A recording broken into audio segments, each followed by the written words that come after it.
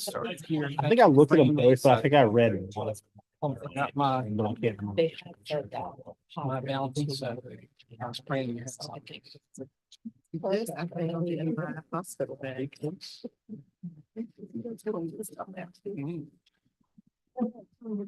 More cars than. Market there.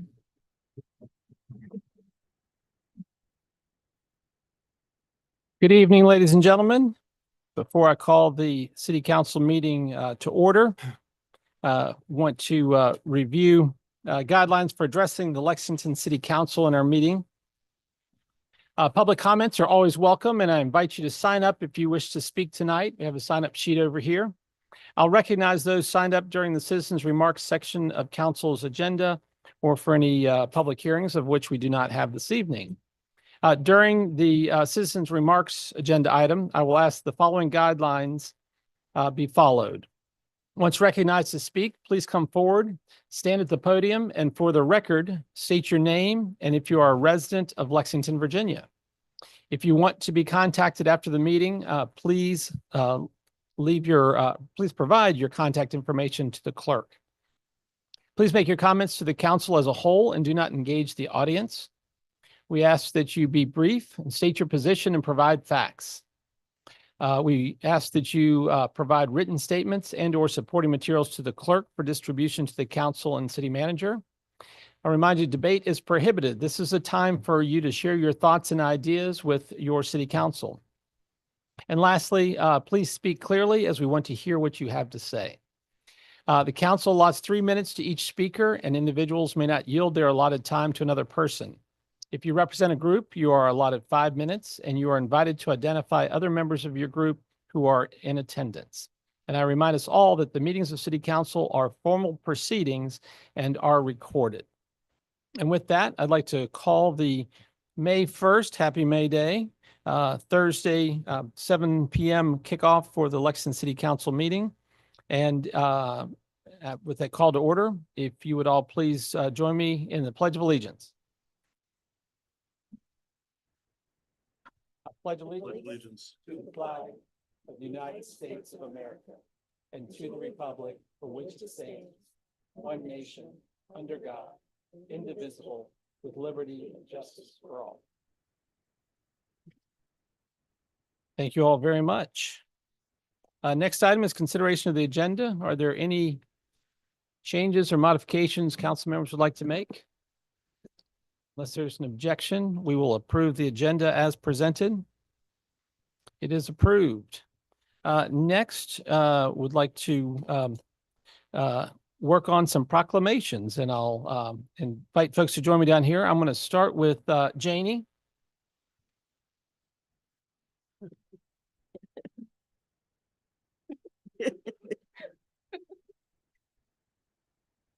One of the few benefits of being mayor is that you can change the agenda or go out of order and not get arrested, perhaps. But I figured it fitting for our friends on the police force and other friends here to join us in a proclamation for the 56th Annual Professional Municipal Clerks Week, May 4 through 10 in 2025.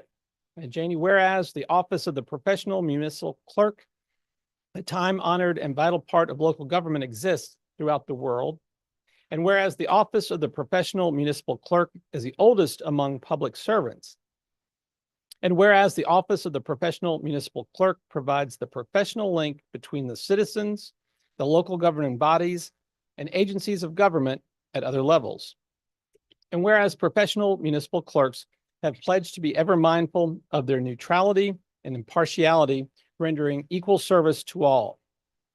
And whereas the professional municipal clerk serves as the information center on functions of local government and community.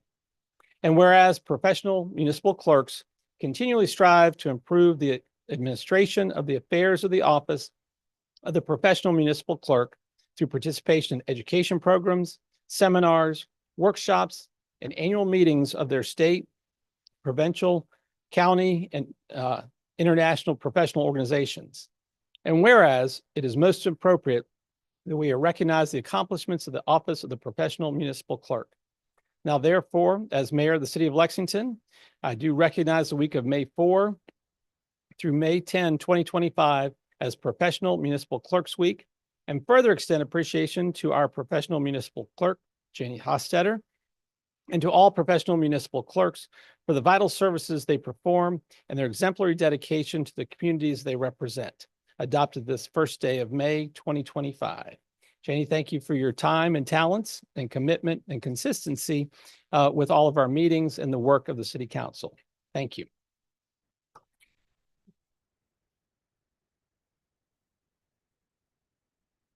Chief, I'll invite you up. The whole gang.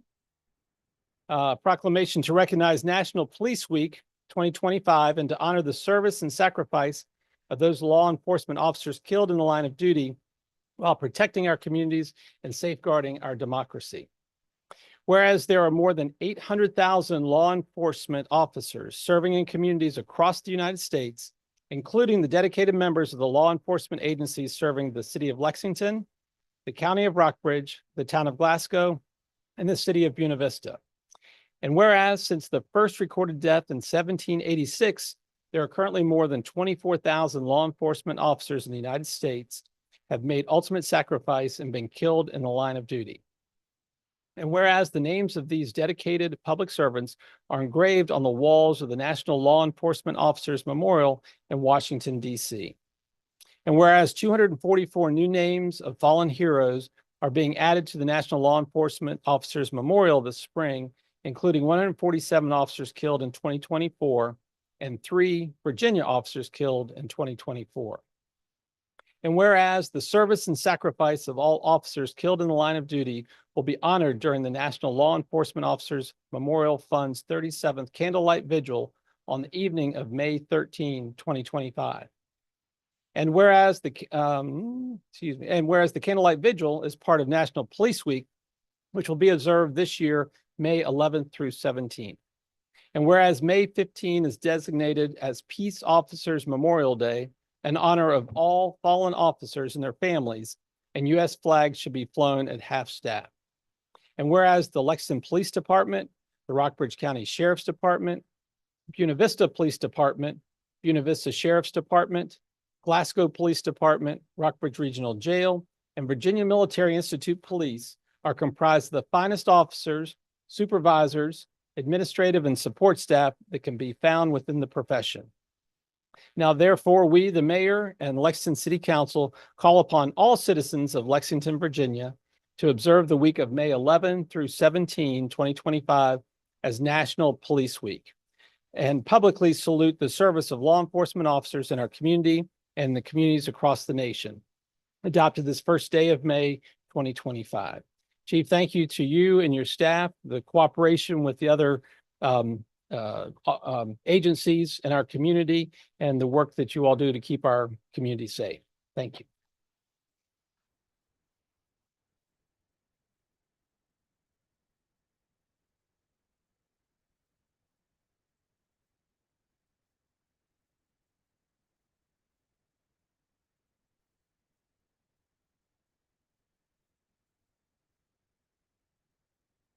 I knew they would have the opportunity to depart, so I want to make sure they heard yours, Janie.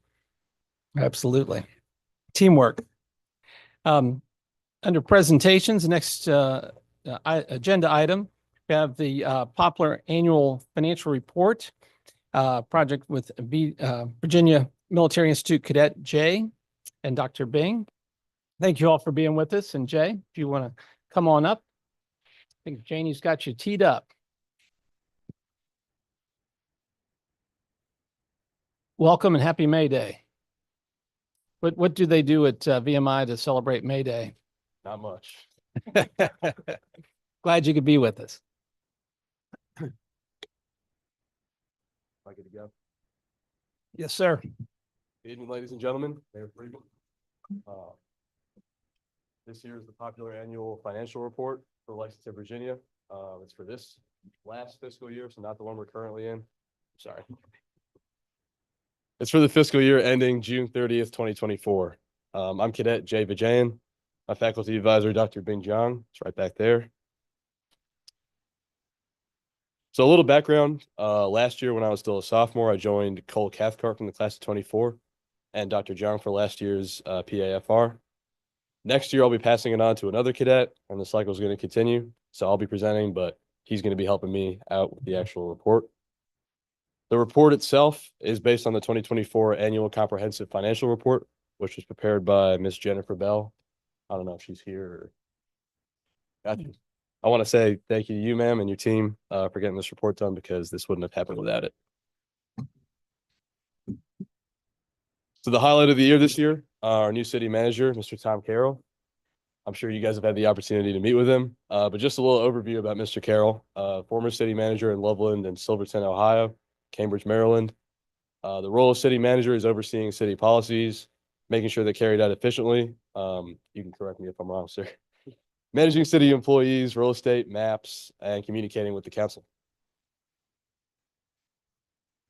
So the infrastructure projects this year that are included in this report, there were a series of improvements throughout the community. 4 of which are the Providence Hill Relining Project. So that's the top left. That was AM Liner East Incorporated, which contracted with the city in 2020 to replace the lining of Lexington sewer mains. The city determined that stormwater and groundwater were entering the sewer system, and they were impacting the performance of the Sarah's Run sewer interceptor. This project was about 7,500 feet of sewers, and it cost $501,000, which will continue into financial year 25. Next up, top right is the Nelson and Evergreen traffic light, which has been redeveloped for a total cost of about $160,000. The pre-existing traffic signal itself remains, but the electronics have been upgraded. There's a UPS system, there's a wireless vehicle detection system, a broadband radio, and a pedestrian push button. Bottom left is the East Denny Circle water main replacement. So that's the replacement of a water main around WNL campus area. After it's implemented, the city is going to hand over the responsibility of maintaining it to WNL, and the total cost was around $600,000.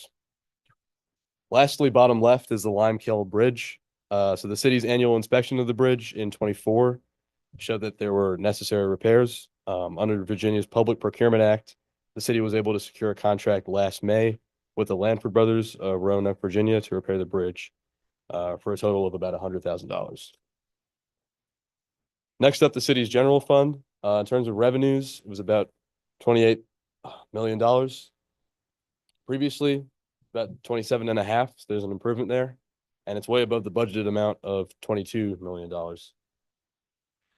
In terms of expenses, $20 million. So a little less than the previous 21 million and less than the budgeted amount of around 22 million. In terms of overall revenue, was about $35 million, which is up from the previous 34. The increased revenue was due to increases in the use of money and property revenue, revenue from licenses and permits, revenue from general property taxes, as well as $4 million from the American Rescue Plan. In terms of expenditure that was also cut, in 2024, that was $31 million. Previously, it was 33. The decreased spending is due to a decrease in public safety spending, which is a little bit misleading. So the purchase of a fire truck last financial year was not repeated. All the other functions of government saw increases in spending. In terms of long-term debt, this is the last part.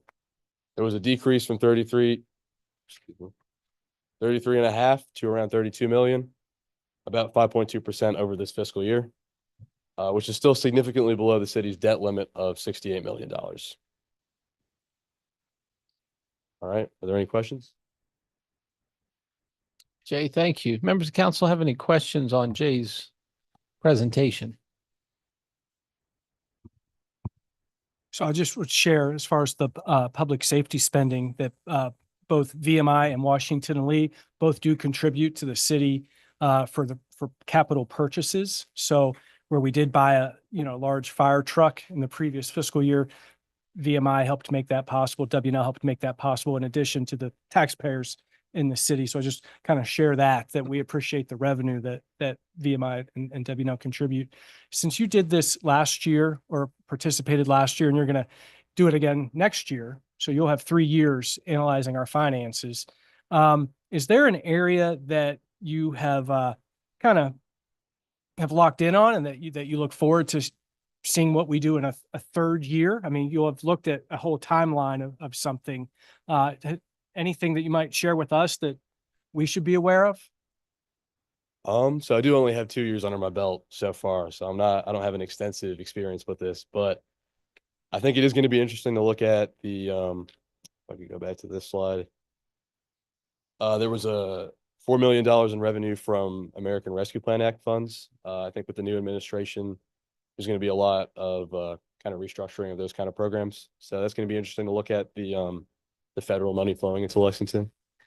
As well as that, the education spending, I think is going to be interesting to look at. As you can see, that's over here in green, which is rising, and it's clearly the biggest one. So that's definitely significant for the city. Thank you. Yes, thanks. Very good. Thank you, sir. Any other questions?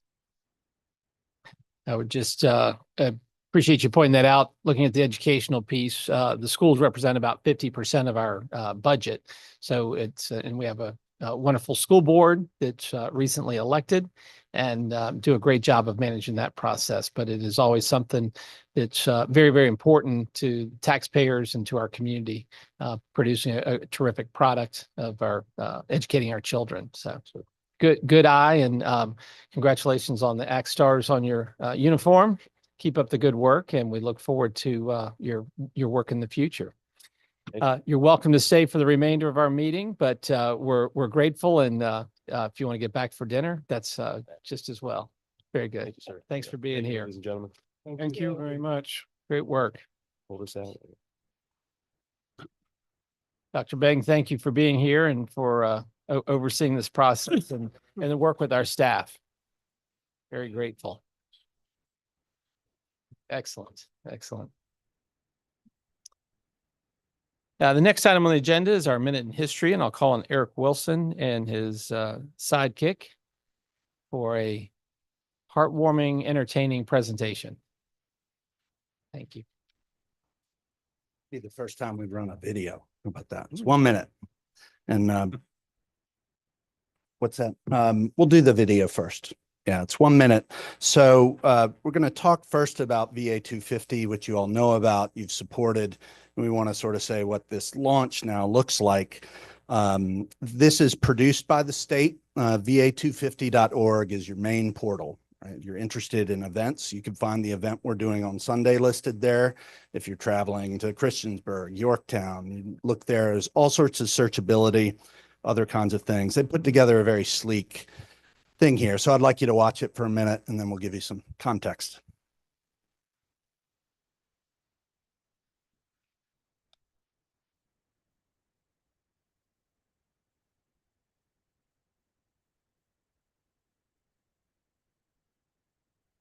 The images are still good, though. They really are.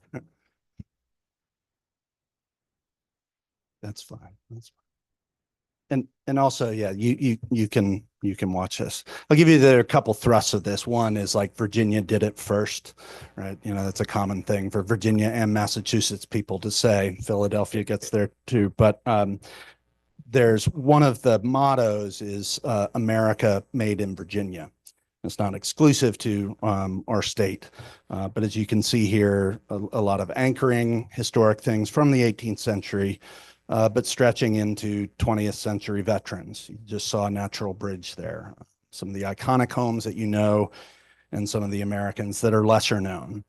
And having been to the National Planning Conference for the past 3 years now, which is called A Common Cause. I forget which founder used those phrases. Let's call it Thomas Paine, maybe. What is the common cause in that era of the colonies? Okay, the colonial states coming together to do work. Now we've got 50 states, right? All the states in the nation are involved in VA 250. Colorado was established in the centennial year in 1876. They have important stories to tell about what American promise means, its struggle, its prospects.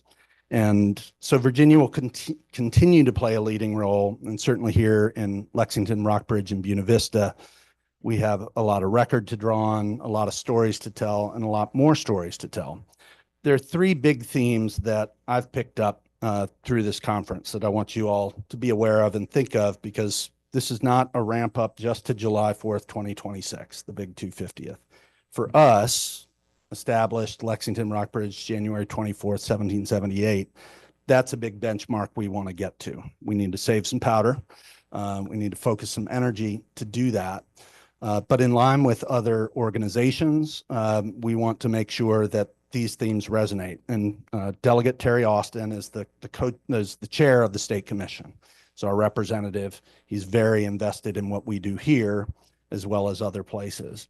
But these national themes really are about inclusivity, that relative, say, to the bicentennial of 1976, a commitment to making sure that more and more varied stories are told about American experiences, positive and negative and progressive both.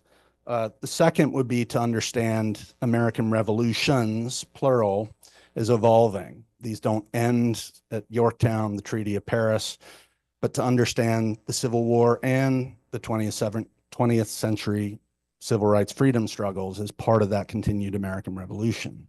Women's suffrage, the push judicial and legal for rights and responsibilities today can well be seen in light of these traditions and challenges. They're different. We can help students to see those in different ways. But as a community, this is not simply an academic exercise. It's not an archival exercise. Rockbridge Historical Society or universities will play that part. We want events to be relevant. And by relevant, we mean, not just current events, but, people like picnics, right? How we gather together, where we gather together are important elements of this. So as a committee, and Cheryl Wagner, co-chair of this committee with me, we'll talk about who that group is. We want to come up with different kinds of events that over the course of 3 years, and who knows where from there, can bring us together to do different things in different ways. So to be inclusive, evolving, and relevant, that's a big goal. And we're going to count on our 3 jurisdictions. As often, we combine 3 forces together. That gives us a lot of assets to work with and opportunities to collaborate, not just between civic governments and our school systems, our 3 school systems, but with all the other organizations that we want what Cheryl's going to talk about, our central advisory committee to be liaisons to do.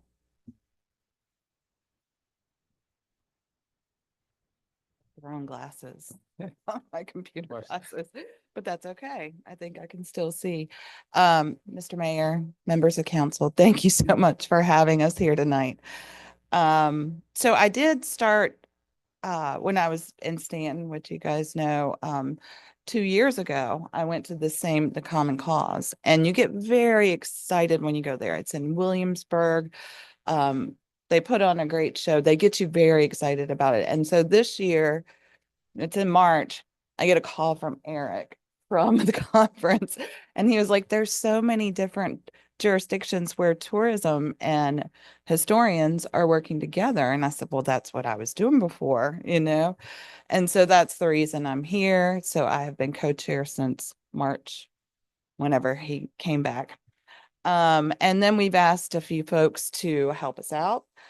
So of course it's Eric and myself as co-chairs, our own Jennifer Bell representing the city of Lexington, Christina Ramsey from Buena Vista, Spencer Suter from Rockbridge County, Nick Betts from the city, Mark Bryant from,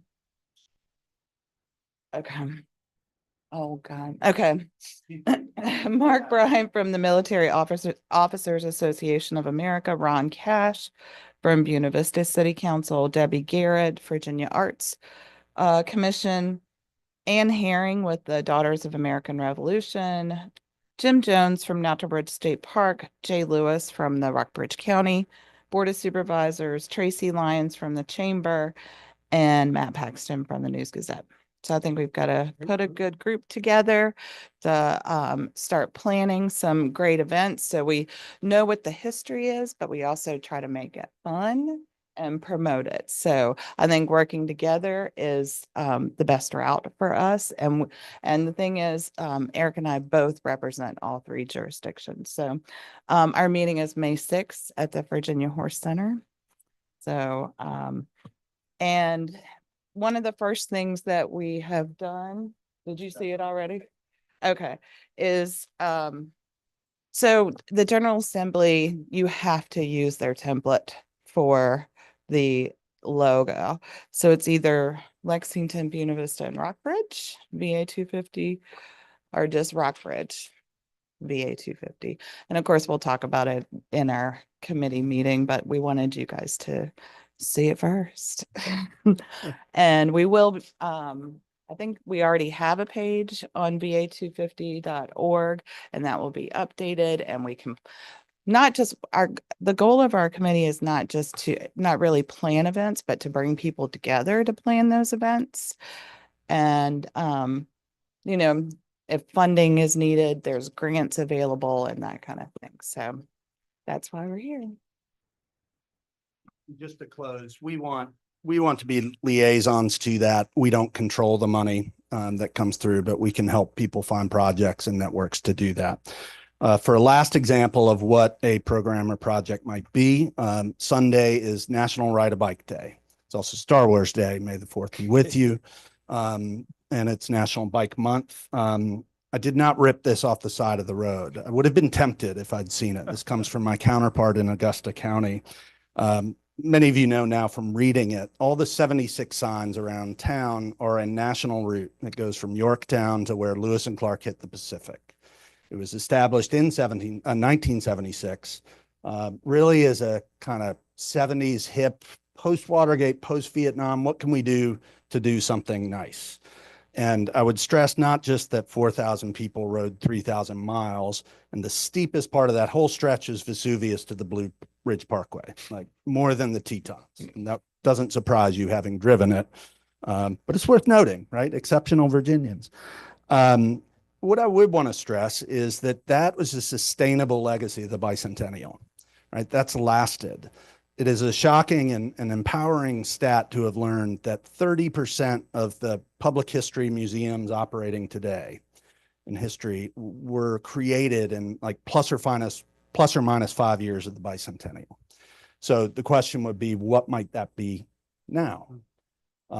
We don't know. Like I haven't heard where people want to bike or do things next, but we think from our communities, those answers will come. So this Sunday, you all can come to Lilburn Downing Middle School. We're not just going to have a Virginia Tech professor present this very interesting digital humanities 30-part podcast about Virginia cycling with episodes on Natural Bridge, Main Street, Lexington, Irish Creek, and the Parkway. The Outing Club has partnered with us. They're going to have free bike tune-ups outside. Safety. We want riders talking about these things. That's a kind of interactive thing we think these things can do. Set your calendar for July 5th, 2026. That's America's Potluck Day. So save your leftovers from the barbecue and do that. A lot of things on tap. You'll hear about it. We'll count on you, your advocacy. We appreciate the support. We look forward to a few years ahead, thinking locally and very broadly. Thank you, Eric. Any questions? Eric, that event on Sunday, what time is it? Yeah, it starts at 2 p.m. So it'll be a slideshow presentation. We'll also have a man who rode from here, Rick Bevel, who rode the route at age 18. And so he's going to be one of the first up. People who still host riders who come through. The Warm Showers program is a way of supporting that kind of thing.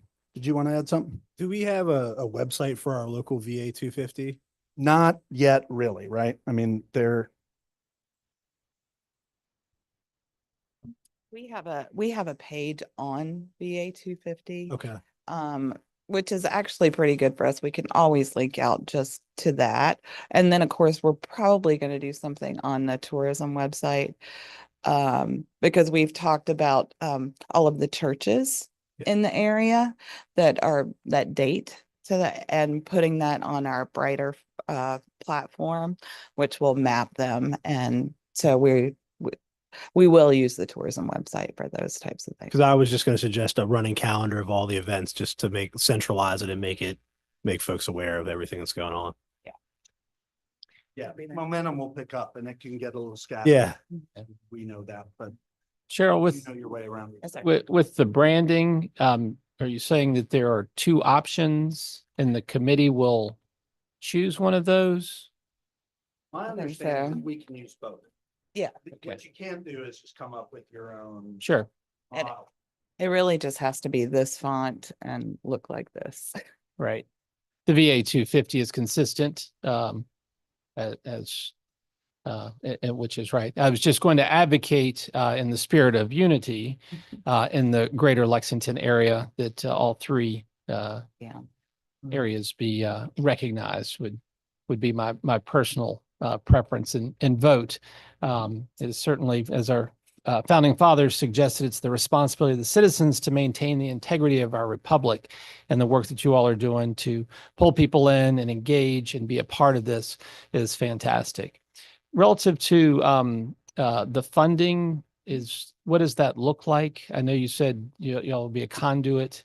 Yes, there are grant funds available from the Virginia Tourism Corporation, but also, well, we're not sure about the There's a lot of this. Because Of course. right Right. now because of what's going on in Washington, but we know that Virginia tourism grants are going to be there.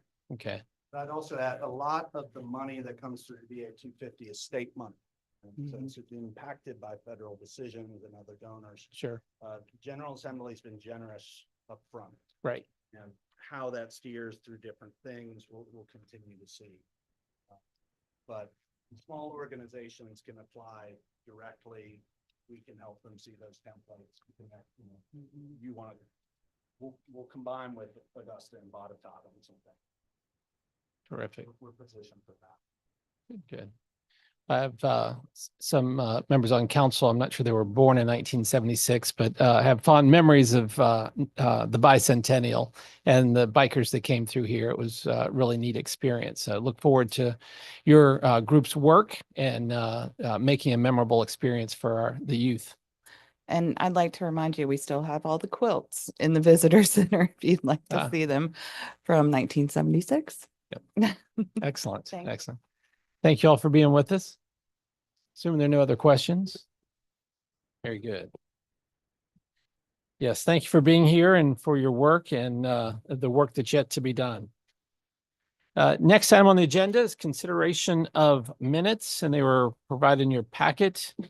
Unless there's an objection, we will approve those as presented. Hearing no objections, they are approved. And we'll go into citizens' remarks and comments. I'm not aware of anyone that signed up. Didn't see anybody, but is there anyone who would like to speak to city council this evening? Anything on your hearts?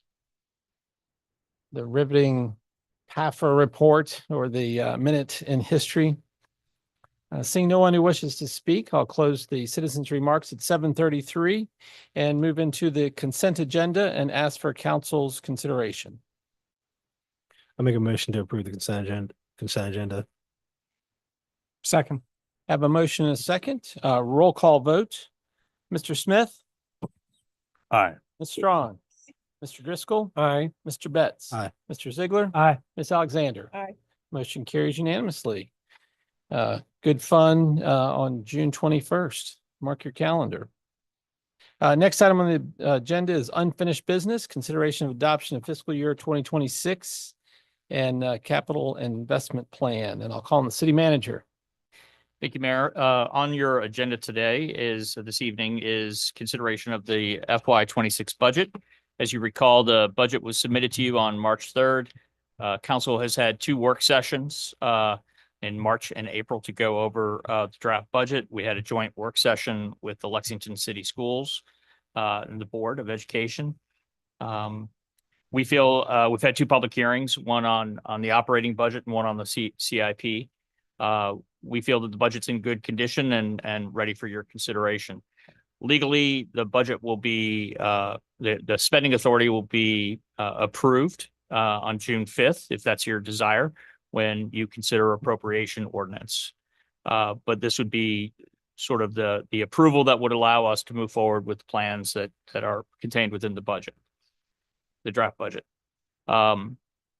In light of some of the conversation that we've had, both with the Lexington Board of Education as well as Police Department, we are considering and recommending that you make an amendment to the budget. There are several amendments. I'm going to let Finance Director Jen Bell walk through those amendments, if that's all right with her. And then that will be a policy decision for you to consider which options you want to go regarding the 14-passenger bus or police vehicles. Hello. Would Hello. anybody- This is awkward from a new position, so If you'd feel more comfortable coming up front, you are more than welcome to. I'm kind of used to that. Please do. Yeah. Did anybody want a copy of the documents I circulated this afternoon? I'll take a copy.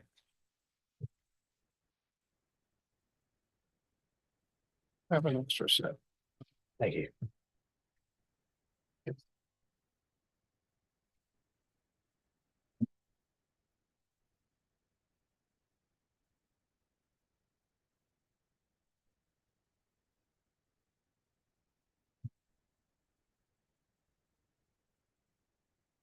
This feels better.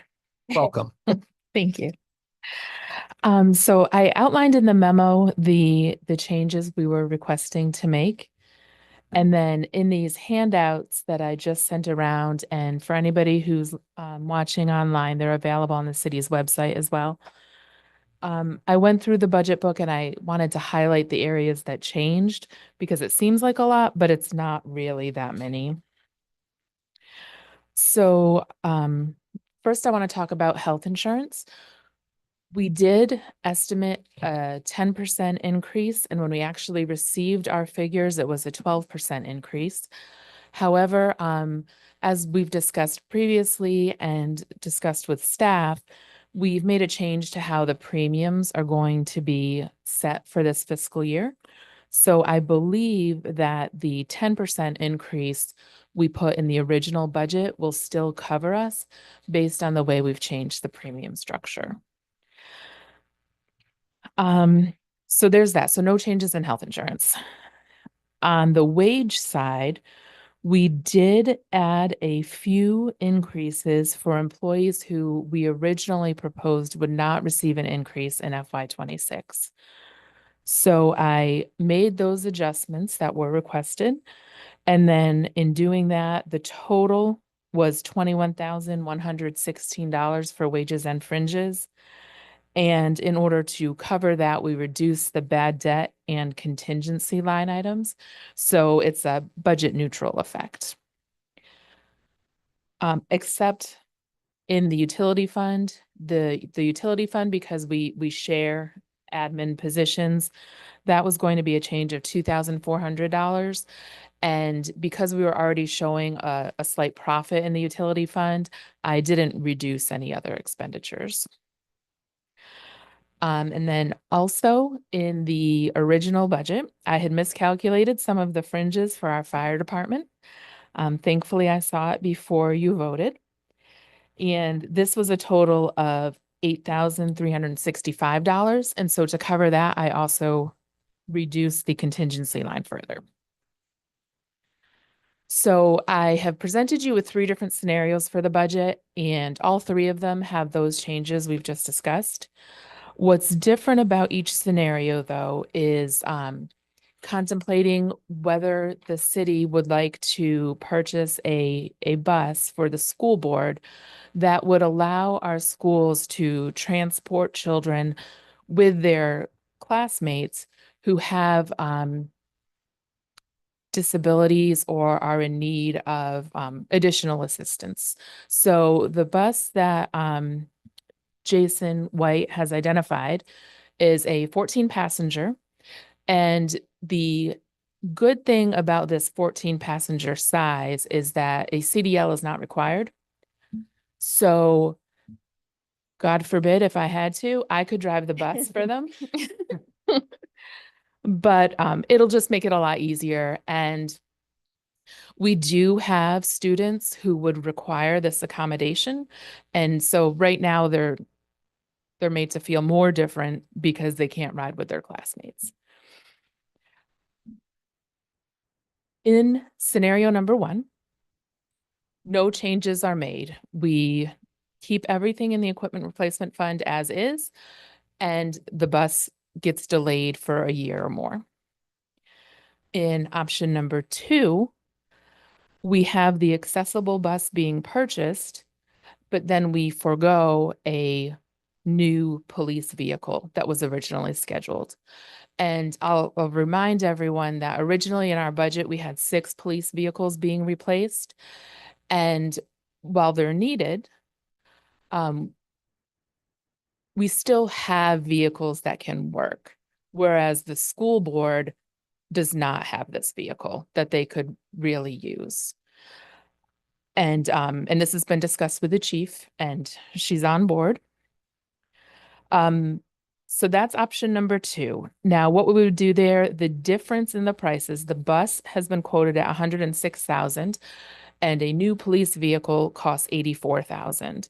So that difference of 22,000, we would take from fund balance in the equipment replacement fund. We were already planning to use about $115,000, so this would just increase it to 137,000. And just to remind everybody, the equipment replacement fund had a fund balance at the end of FY24 of 3.6 million. So it wouldn't be too much of a negative impact. Option number 3 is again to purchase the accessible bus, and the police department in this instance would forego 1 new police vehicle and 1 used electric vehicle. The electric vehicle replacement cost is 40,000. So we would then so that plus the 84,000 would give us 124,000, less the price of the bus at 106,000, and we would actually spend almost $18,000 less in the equipment replacement fund. Any questions? Right, were we planning on buying 2 electric vehicles right now? Yeah, so exactly.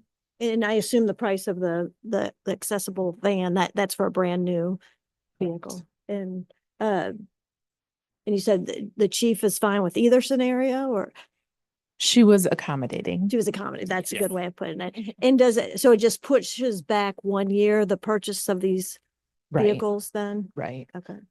And I guess I would ask what your recommendation is. I would recommend option number 3 because like I said, the police department, they do have vehicles that can operate where the schools, they either have teachers drive students or they rent a bus from the county and have to hire a driver. So I think this would allow us to spread the wealth, so to speak, through all of our departments. On option number 2, do you think that could, if vehicles are more expensive next year, that could potentially raise the cost? So we might, I personally would be in favor of option. Is there a reason why you'd favor option 3 over option 2? I don't like to spend money. Sometimes spending money can save money in the Yes. future. Thank you. Excellent point. City manager. If I may, I think with the question marks that we have about tariffs and the potential impact that they have on vehicles, I think it's appropriate to adopt the budget plan as adopted. However, before we purchase any vehicles, we're going to need to assess the price and make sure that the pricing hasn't changed so much that we have to scale back or change the plan. And so I think until further information is known, I think Jen and I concur that option 3 is what we recommend. But we may be revisiting the fund balance in the vehicle replacement fund to acquire vehicles that we need anyway. We'll just be doing that when we know more information. Mr. Smith.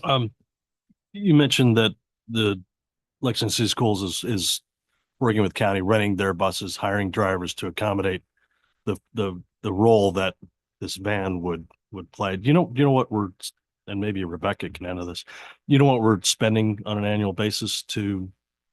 Yes, so Tom and I met with Rebecca, Jason, and Aaron, and she had pulled together the numbers, and it's about $5,000 or $6,000 a year. Thank you. Other questions for the finance director? You're looking for guidance from council between door number 1, 2, or 3, Yes. and recommending number 3. And then hopefully recommending council approve that decision and pass the budget. Very good. So we'll take it as a 2-step. First, what's your pleasure considering options 1, 2, and 3? Here in the recommendation from staff is option 3. I think we should definitely get the bus. So I would not be in favor of option 1. I think it's a tough call between 2 and 3, but I think staff's recommendation makes sense. So if it can be revisited and looked at in the future. So I'd be in favor of option 3. Can I And I'll make a motion on that. thank you, sir. Second it. Have a motion and a second. Further discussion? None. Very good. A roll call vote. Mr. Driscoll. Aye. Ms. Strawn. Aye. Mr. Betts. Aye. Mr. Ziegler. Aye. Mr. Smith. Aye. Ms. Alexander. Aye. Motion carries unanimously. Oh, I'm so excited about that. The second step would be ask for your consideration of adoption of fiscal year 26 budget and fiscal year 26, 2030 capital investment plan. I make a motion that we adopt the proposed FY 2026 budget and the FY 2026 to 2030 capital investment plan as presented with the modification tonight. Second. Having a motion and a second. Any discussion? Appreciate the work of staff. Obviously, budget season is always challenging. You bring so many numbers together. It was a trying year, I think, making strategic decisions with the health insurance. And so I think we appreciate that to put us on a better long-term trajectory. Also appreciate this modification with the bus for Lexington City Schools. I kind of like Nick said, I mean, it was definitely either option 2 or 3. Getting that bus was a priority, I think, of our council, just like it was for the school board. And it's exciting to be able to make it happen. One thing that personally does that I just want to share with the public, since there's so many here, but our budget does rely on interest earnings. And it has the last few years as we have a healthy fund balance and we use some of the interest earnings while interest has been high to help fund our budget. And if interest rates are cut, that will leave, that will reduce revenue that we spend. And so while we are very fortunate, we don't need a tax increase this year as our, if we aren't able to rely on our interest earnings as much in next year. I just share that because nothing is getting more or less, I should say, expensive. Everything's getting more expensive. But thank you, staff, for your work on the budget. Any other discussion? I think it's indicated in the Poverty report that about 50% of our budget is education. It's because we have excellent schools and we don't mind investing our money in education. So when you're asked for a bus, you get a bus. We certainly believe in education as the foundation of our community. So echo your sentiments exactly. It's a terrific investment. Any other discussion? Hearing none, ask for a roll call vote. Mr. Ziegler. Aye. Mr. Betts. Aye. Mr. Smith. Aye. Ms. Strawn. Aye. Mr. Driscoll. Aye. Ms. Alexander. Aye. The motion carries unanimously. I will echo appreciation to staff. One of the things that's incredibly refreshing is how we don't have stampedes of people wanting to see our books. And I think a big piece of it is because of the quality work, the recognition that's by the government. Remind me the name. Government Finance Officers Association. Exactly. And most importantly, just how candid you all are with council and with the community on everything, including as you make adjustments here at the last minute for things that are significant and important to our community. So thank you. Next item on our agenda is consideration of whether to engage in town gown discussion. And city manager put a memo in there, and I'll I guess ask him to speak to that, and then we'll navigate from there. Thank you, Mayor. In the report, I pointed out that over the last 6 or so months, we've had some spirited conversations within the community about conditional use permits for institutional use in the downtown. And there's been discussion about institutional creep and some other things. As a newcomer to the community, I'm learning a lot as I listen to people and hear their various points of view. Council has had 2 work sessions related to conditional use permits and institutional creep. And in the last month or so, Councilmember Driscoll has shared some information from the Lincoln Land Institute that has examined and looked at best practices that are used in other college communities such as Lexington. I don't think there's a consensus yet amongst council as to what exactly a formal process or an invitation to our 2 institutional partners would look like.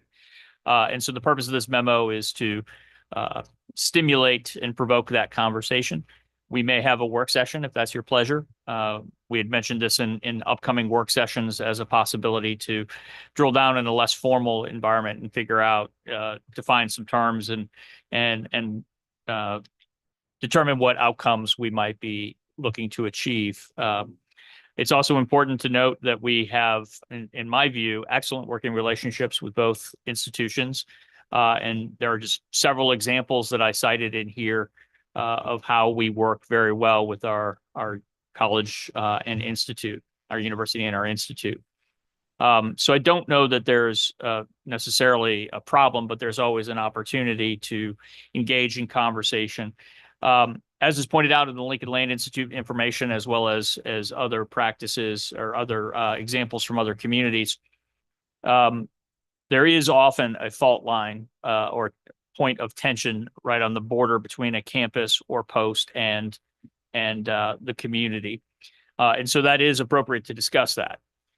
But we might have other issues that we could come together and discuss with VMI in Washington and Lee. And that includes our housing goals, which affect the faculty and staff, as well as the students, historic preservation, as well as new future land use plans that they both have. Would be appropriate to make sure that we're all working in concert together. Parking has been a constant theme about impact in downtown and other areas. North Main Street and the loss of parking adjacent to VMI it has been a conversation within the community. Interpersonal violence is something that is a serious concern. It's now the 3rd largest health concern in our community health survey. And that, of course, relates to domestic violence, sexual assault, rape, and other serious crimes. And like every university, every college, Washington Lee and VMI have challenges in this area as well. And so is there an opportunity for at least the three players, the city, VMI, and Washington Lee, to get together and enhance and improve conversations around that? These are just several of the examples. I'm sure there would be more. And I think if we have more formal invitations of conversations with Washington Lee and Virginia Military Institute, that we would have to be prepared to be receptive to whatever else they may wish that we would do differently. And I'm guessing they'll have several ideas as well. So The purpose of the memo is simply to stimulate the conversation amongst council. No action is needed at this time, but if you want to schedule a work session, would be happy to do that later in May or early in June. Thank you, sir. Member councils have any response or Just to note, unless, because I'm not wearing my hearing aids, I missed it, but also the workforce Yes. is in here, which I thought was an interesting example from UVA. So thank you for expanding the idea. Much appreciated. I would be in favor of a work session where we could go into a little bit more detail on this and have a chance to prepare. I know it's a topic that, we all have different opinions on. I think from myself, I think the main point is we're not alone. It's interesting to me that just in Virginia, I did some looking up. Charlottesville and UVA, they started in 2018 with 17 members of a working group. And through a series of surveys and discussions and focus groups came up with 4 areas that they wanted to collaborate around, which was jobs and wages, housing, affordable housing, public health, and youth and education. So these are, the point is you create a process and a structure for a conversation to come to a consensus on if it makes sense for us to even pursue this. Blacksburg and Virginia Tech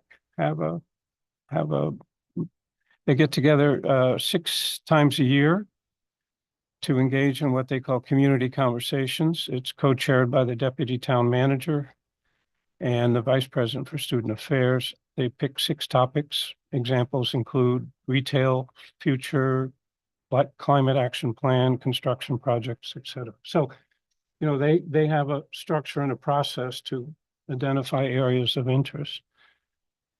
Who knew? But there is an International Town Gown Association, and they have an annual conference. And some of the topics that they cover are 10 proven strategies for creating a vibrant college town retail district. 10 years later, a look back at Georgetown Community Partnership. Town Gown Partnership to build entrepreneurship and economic development, and et cetera, et cetera. So there's lots of different topics. So, and then the last thing is a couple things. I found out that there is a precedent in Lexington in the 1980s. The mayor and the city manager had a group, pulled together a group called We're All in This Together. And it was aimed to improve communication relationships between the city, WNL, and VMI. They met 3 times a year for a working lunch, each hosting a session. And it included the mayor, the city manager, the police chief, dean of students, or commandant, and school students. And I think the issues there were, again, you pick the issues that you need to focus on, just like Blacksburg. So I think if we had a work session, we could explore a little bit more how we could engage in this conversation. And thank you for your patience and listening to me and my raspy voice too. So. Guess I would ask is what there is a problem to be fixed. What is the problem that we're trying to fix? I don't think it's necessarily a problem. I think it's collaboration and finding ways to work together. I mean, there may be some areas that as Tom mentioned, maybe that the institutions have concern with the way the city's doing stuff, and maybe maybe there'll be concerns that we have, but I think there's a lot of factors that we need to consider. Like if WNL is going to build wall student housing, maybe that affects what we should be doing with Spotswood and VDOT potentially. I mean, I'm not saying that definitely, but I think having a conversation and understanding how we can complement each other and work together to, for the interest of Lexington as a whole, I think is a positive thing. I don't think it necessarily has to be confrontational or negative. I think we could have many light items as the city manager talked about, just to kind of get an understanding of,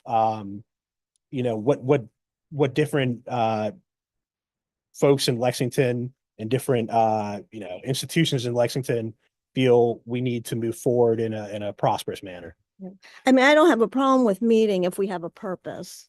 And I'm still trying to find what our purpose is, because we did have, we had 1 or 2 work sessions and we couldn't even define what the problem is, if there is a problem. And actually reading both those articles, it sounds like we are doing a lot of the best practices. And I know you're saying that some of these conversations aren't happening. You may not be personally involved, but they are happening. And throughout our time on I know my time on council, there's been different working groups to address different issues. We have, W&L students are, you're on Threshold, have been very involved with working with the community, with our staff, the community, and with us on trying to solve some problems such as housing in Lexington. So I mean, I'm fine if we're going to have a work session, but it has to be much more productive than what we've had. And it's not going to be productive unless we all agree that there is some problem. I mean, you could throw childcare onto that list of things too. Are we going to put the time and resources do we have a problem bad enough that we're going to put the time and resources towards it? I guess the only thing I look at it a little bit differently is not necessarily we have a problem. I would look at it as we're trying to find solutions to things that we have mutual interest in. I mean, there may be concerns that arise out of there, but I think that, for example, I mean, if housing is going to expand, right, let's say on W&L campus, then do we need, how much more housing do we need in the current environment? You know what I mean? Do we need to add more housing? Like, Is it going to expand? I mean, this is the first I'm hearing about so it. I will tell you, I mean, I read a newsletter about how they were talking about building law student housing at some point. And that's something that I don't know that any of us are super informed on. And that's something I think that would be very important for us to be informed on as we make decisions with the 2 parcels of land, what developers we would consider, what projects may go there. That's just one example. And I think that opening the lines of communication and maybe having a yearly work session with the institutions to kind of see what their plans are, have anything changed from their strategic plans, what's new on their front, can just kind of give us an idea. So we're not stepping on each other's feet and we're all like kind of working together. So, I wouldn't say that if, basically what I'm saying is I don't think it has to be a negative or confrontational thing for us to meet with the institutions. I think it can be productive and a way collaborative, potentially, depending on the type of agenda that we set for the meeting. I guess I would mediate by saying, I suggest that's not happening. And what I'm hearing Leslie say, and from my personal experience, it is happening. And, the idea, I put some thoughts down here, but no one objects to the idea of increased communications to discuss shared opportunities and better outcomes for our community. That's like being against VA 250. Sure. Makes no sense. Currently, the way we've been operating is our current structure empowers staff to meet with W&L and other neighbors to discuss questions, plans, and ambitions. And in my opinion, staff capably handles these requests. And as we make changes to our ordinances, like the CUP, which has brought forth this discussion, and John's original memo saying we need to have a better process for our CUPs. We need to understand our role as elected officials and how we can best support staff. The CUP process is very transparent, very public, and allows citizens to express their positions. And ultimately, it's up to you or us as elected officials to engage, research, listen, and then vote on the proposal before you. Not all the votes are popular or easy. That's something when you first run for office, it's like, this is fun until you get those packed rooms and people with pitchforks and other things. I have confidence in staff and the existing relationships with our factories, as I like to refer to them, and to work collaboratively and in the best interest of our community. As things arise, I think that the staff at the universities and certainly at the hospital and other large employers contact our city and are met with open minds and opportunities for working successfully. Now, is there merit to have a broader community, not limited to town and gown conversations about housing, workforce, public safety, and other topics of interest for the greater Lexington area? Absolutely. What is a process that does not distract staff from their current daily commitments nor exhaust our resources? Because a lot of the things that are discussed, if Lexington's going to take the lead on it, we have a thin staff. We don't have a deputy town manager like Blacksburg. We don't have the population that they have, nor the budget. Again, not saying it's a bad idea. While this is a noble endeavor, is it the preference of the council to change the focus and work plan that we established with staff just in January? Which one of the items is continuing to work successfully with our factories?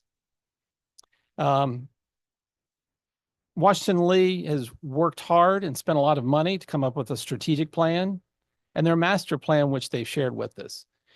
Perhaps at our request, if we wanted to have them bring that forward every year to affirm it and see what changes may be possible, we could look at doing something like that. And I think they would be amenable to that. They were going to build fourth-year housing in the Triangle. And we had some, I would say, robust discussion and public input that is zoned residential and it's going to continue to be single-family home residential, not fourth-year housing. But there's a process for bringing that forward. And our responsibility, I think, again, is to empower staff and know where council is on following through on our policies and our ordinances. We've had 2 work sessions and numerous meetings where we've discussed institutional creep. I've offered a definition of institutional creep as when an institution buys and removes land and or a building from the tax roll. Mr. Smith has declared he knows it when he sees it. And my question to council is, how can you expect to engage in a productive discussion with our neighbors when you cannot even have a productive discussion amongst this smart, capable council team as to what institutional creep is? So while I absolutely love to have an opportunity to have a work session and discuss specific tasks or processes and to have enhanced discussions and communications for shared opportunities and best outcomes, I think it needs to be targeted and focused, probably more importantly, on what we're trying to accomplish and not necessarily, there is precedent and there is existence of staff meeting with Washington Lee staff, perhaps not as formal, but these things are happening. So I would suggest, and the thing that troubled me the most is the suggestion that town and gown relationships aren't in good shape. I think they're in great shape. We have different priorities because Washington Lee is a private organization singularly focused on Washington and Lee's success. Now, as a neighbor, my neighbor wants to build a fence. I don't have to like it, especially if he builds it on his property, but it's nice for him to have the courtesy to come over and discuss it. So from that standpoint, I welcome the opportunity to have a work session and discuss ways that we can enhance perhaps our communication, but I am slightly offended that staff is not taking care of having communications and doing a good job as city council has empowered them to work with our neighbors. I don't think anybody has to be doing a bad job to revisit the way we do things. I think we had a very productive conversation with VMI. They told us what they were doing. And I think in addition to being neighbors, we're also kind of in the same boat. We're trying to work together, what benefits WNL benefits the city of Lexington and vice versa sometimes. And I think not duplicating certain things and having everybody be informed as possible, I don't really see a negative to that. That would be my personal opinion, because I think more communication is better. I'm not saying that communication is not already happening. I'm not saying that anybody's doing anything wrong. I'm not saying anything's negative. I mean, for example, and just as a point of information, where the fourth year housing, there was also another location on campus, and I think WNL was a good neighbor. They took our feedback and they said, hey, we do have another location for this. We'll look at it, putting it there. And I think, having productive conversations like this, maybe, as things are being developed, rather than at meetings where there's angry public and just having longer term discussions can sometimes maybe help work things out before it gets to a boiling point. And so I would just, I don't think anybody's doing anything wrong. I don't think staff hasn't done a good job. I just think more communication is better sometimes, especially when you're dealing with complex issues like we're dealing with some of our institutional issues, not necessarily just institutional creep. Again, housing, workforce, many different things, and just having maybe like you said, a yearly conversation, I think could be very productive, and it could be to the benefit of all parties involved.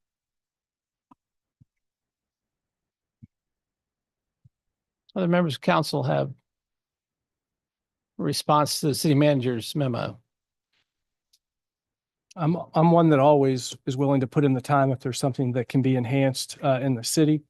I would not want to overpromise what we think we might accomplish by meeting with entities that, again, we have open lines of communication all the time. There's representatives from both schools on Main Street, Lexington, the Chamber of Commerce. They serve on our boards and our commissions. They're our neighbors. I mean, we know both entities very, very well. Remember, anything Washington Lee even does on their property, we all have to approve. I mean, you had to approve, the Planning Commission had to approve that they build a C school on their own property. Washington Lee offered to build a parking garage just off of their property. The city said no. So the fact that even the memo says maybe it's time for a joint parking garage, there was a parking garage that wasn't going to be jointly built. One entity was going to build it, and the city said no. So I wouldn't want to overpromise anything in a dialogue with each entity, because if we did that, if we sat here and there was a good idea and our council nodded our heads and was like, that's a good idea, we have totally cut out the public. We've totally cut out the Planning Commission. We've totally cut out a process that our government has been following for these thorny issues sometimes. But there's a reason that we've got a process that goes on the yellow sign that says zoning action pending, and all of Lexington can ask, what's that sign mean? What's happening? When's the Planning Commission meeting? And people get a shot at it at the Planning Commission to learn about it. The applicant gets to enhance or change their idea, their concept. Only after the Planning Commission vets it does it come to us. Heck, for anything that how it's going to look, the ARB takes on that, the Architectural Review Board. I mean, in a way, we have developed our city government to have lots of checks and balances that we as the elected officials and the Planning Commission as appointed individuals and the ARB as appointed individuals they have all the tools in their toolbox that we've empowered them and that our charter has empowered them with and ourselves with to take care of our city. So if we want to have a conversation, tell me when it is. I will obviously be there. If it's a 5-hour conversation, I'm up for any length of work to be done. Happy to do it. But I wouldn't want to overpromise that, check, we had a conversation, we're on the same page, because our council changes over every 2 years. Any MOU that we could possibly sign, it can be torn up with a 4-2 vote or a 4-3 vote. And that's challenging. And I would want to be upfront with our neighbors about that. And then finally, if we were to have a conversation with Washington Lee and VMI, there is some nuance with that. What has caused rancor in our community recently is a private business person purchasing property and then leasing that property or asking permission to lease that property to certain entities. If you recall, Washington Lee did not participate in any of the public hearings for those CUPs. It was a private business person. So I'm not sure if that is a part of this town gown that we think we're getting at, but we may not be getting at. And then finally, VMI, the foundation, is an entity related to VMI, but not VMI. And within that VMI foundation is Nykirk Holdings LLC, which will purchase property. And when they purchase property, it stays on the tax rolls, but it is essentially controlled by the VMI foundation, and they may keep it or they may end up not keeping it. But where would they be in this conversation? And I don't feel that we would be doing a service to the public if we advertise town gown relations and here's what we think might come out of it. Like Leslie said, what's the goal, when we might be overpromising what can truly come out of it. So I'm happy to participate in a work session to further refine this. I'm not shooting it down. Like I'm not casting and say, no, I won't. I'm happy to be it, but I just want us to be on the same page that it's time well spent if we invite others to join us. Because again, it's our responsibility. It's the Planning Commission's responsibility. And we have a talented Planning Commission. We have a talented ARB. We have talented city staff. And our council has already taken steps in the past to say, no, that might look like institutional creep. And we said no to the housing. We said no to a parking garage. We've said no to certain things. So that's kind of where I'm at. We talked too much already. So. Just one, I don't think that anybody's necessarily suggesting cutting out the public. These work sessions would be open. If I'm Public understanding is correctly, not permitted to participate in a work session. but they can attend and Sure. so they would still, be privy to the conversations. And then any type of thing that had to go through Planning Commission or ARB would still have to go through Planning Commission or ARB. I think this might just be a way to gain a better understanding of where everybody's at. And to your point with councils changing over, this might be another reason why this would be good, because if it was like a once a year thing kind of discussion, as new councils were seated, the conversation would continue and both sides or all parties involved could get a better understanding where everybody's at in the current environment. Do we have any indication from communications that you all may have had collectively or individually as to whether either institution or both are interested in having a conversation with us? I have from people that used to work in the institutions who said they would be of benefit. And the other, just some points, because David made some very good comments. When we were reviewing, when I was on Planning Commission with Leslie and we were doing the master plan, I'm reading old minutes. They were actually done by David, who was who I bought the house from, and he was the chair of the Planning Commission. And there were numerous promises made in those minutes, in those meetings. And I remember thinking, because that's when I first read the Lincoln Land Institute, that the problem is agreements and statements are buried in minutes, which are forgotten because of staff turnover. And so that's where the idea of an MOU, where you could clarify some of these issues. And if you agree on them, yes, you can tear it up, but you have to tear it up for a reason. The other thing is, just to counter a little bit, Frank, and maybe it's my own personal professional experience, you're not necessarily starting from a position that you're critical of what's going on. There are a lot of informal and formal means of communication here. I would say that if we'd had a little bit more communication as laid out in one of the strategies of the comp plan, where both institutions would come forward to council and to Planning Commission and say, these are programmatic changes, and here's how we think this will affect the neighboring area, that might have helped with the whole CUP issue. They do that. I mean, one entity does not have to do that by law. The other entity had to come before us to switch a fraternity house to an office. I mean, let me just. That I'm trying to went get through the some Planning principles. Commission and City Council. Yeah. That was the change of use. I think John's speaking more of the CUP for educational use in the downtown buildings is what I'm hearing him say, But- which, as you pointed out, was not the responsibility of Washington and Lee. The private landowner who is seeking a conditional use permit, if it's granted, he can follow through with engaging in a contract. If it's not, he's got to find another use for that building. He may have it sit dormant. He may find something else positive to do with it, but that's,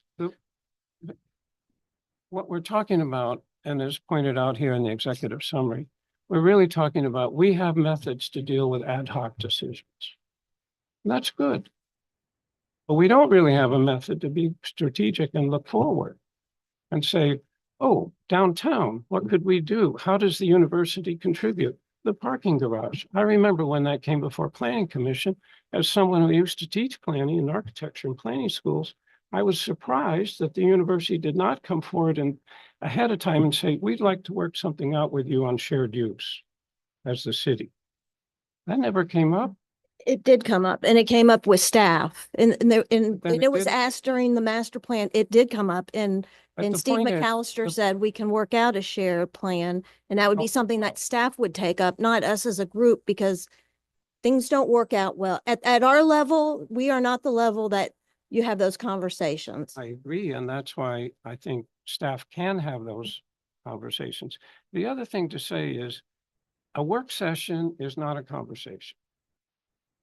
It's a conversation among ourselves, but it's not a conversation with WNL, VMI, or the hospital. with all due respect, Mr. Driscoll, when we have a joint work session with our school board, I believe it's a conversation. That is a conversation. If because we, I stand corrected, Frank, but if we as a council meet to have a work session and WNL and BMI are not in the session, we're not having a conversation with. valid. The part of the question I think that the city manager posed is, do we want to take the next step and have a town gown relationship, or I'm sorry, discussion with Washington Lee and Virginia Military Institute? Yes. And he outlined some topics that we may have shared interest. And I'll go back, and Mr. Betts, no one, including myself, objects to the idea of increased communications to discuss shared opportunities and better outcomes. So I want to make sure I got that Yes, sir. point across. How we get there is of question. Again, I'll remind you, we all are elected officials. And there are only so many things that we can do when we're together.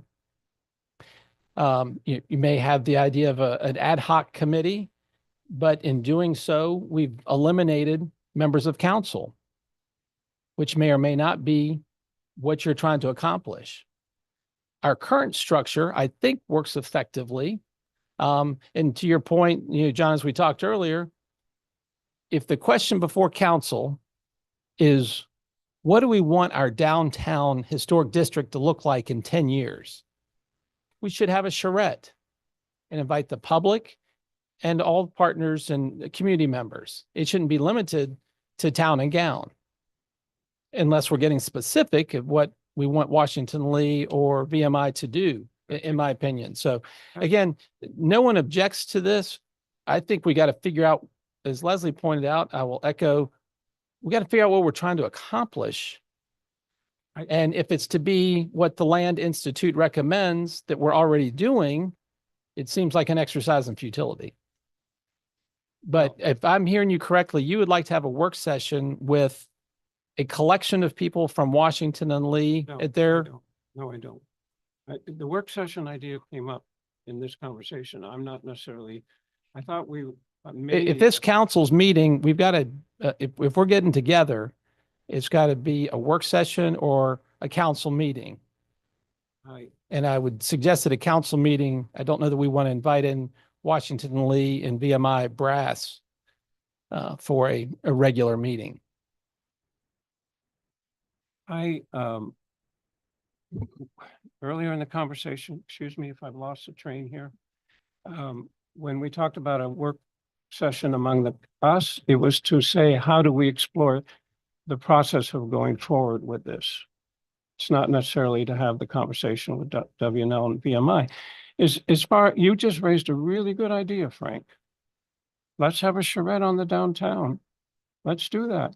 Oh, let's have another charrette on housing. All of a sudden, we've covered two areas here. Well, we have a charrette plan for the housing report right. that's coming later in the year. So all of a sudden, there you go. There's a focus that wasn't there before.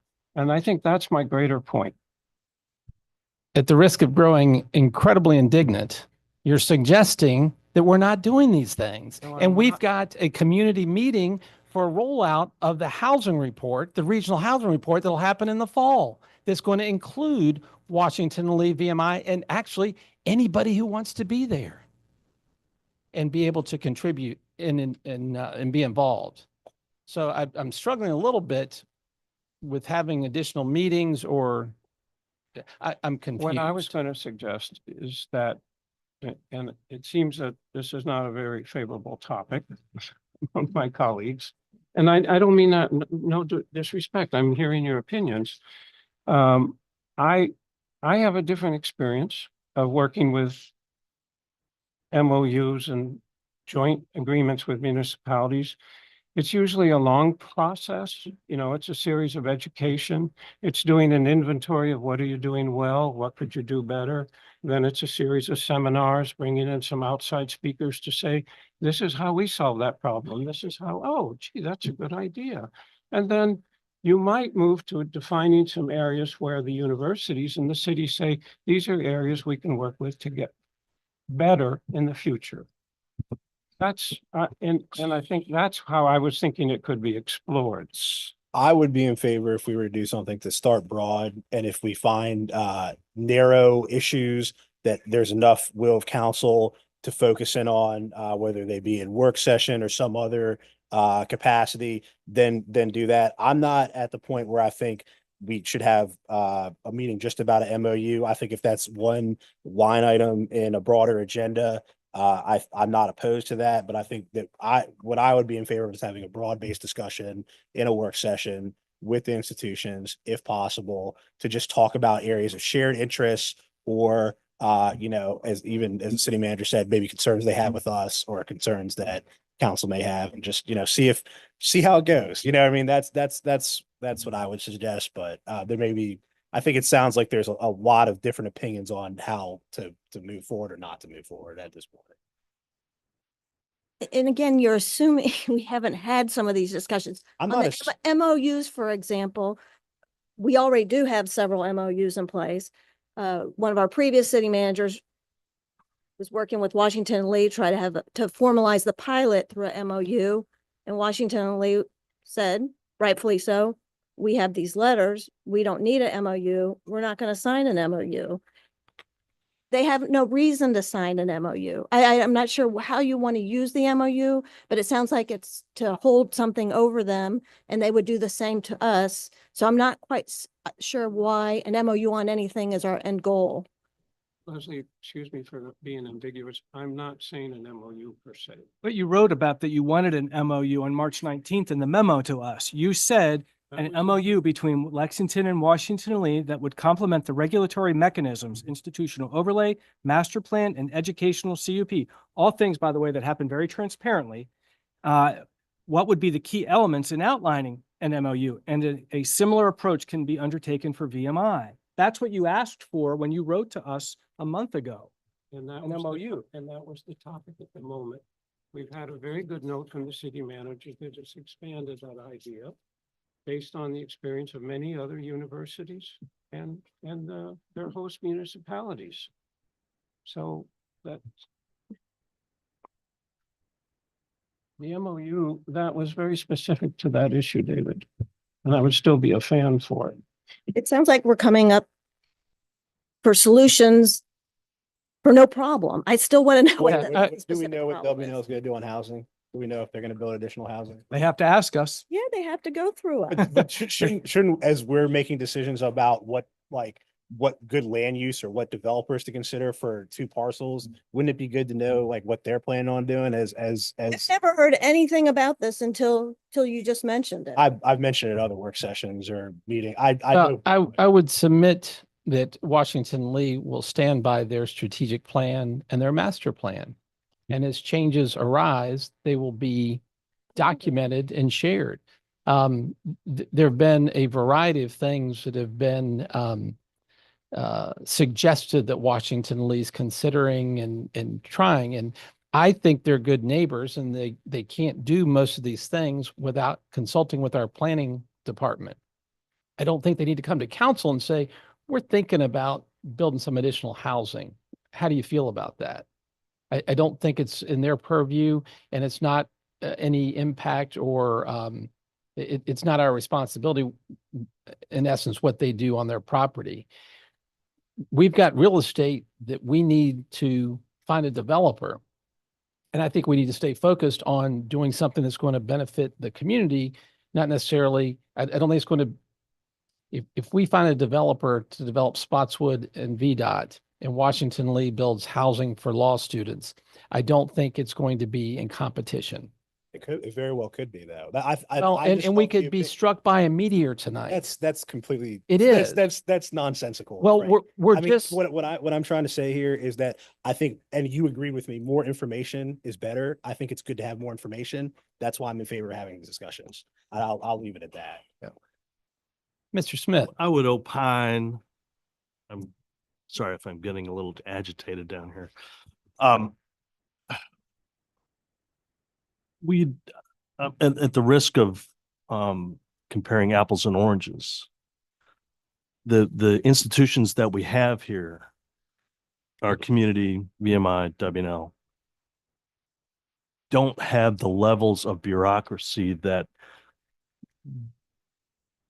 are subject to the problems that arise in larger institutions like Christiansburg, Virginia Tech, that have to deal with the issues that I think that Nick is trying to and you to encapsulate in a discussion that we're going to have possibly with Washington and Lee and BMI. I have the utmost confidence in staff and this council to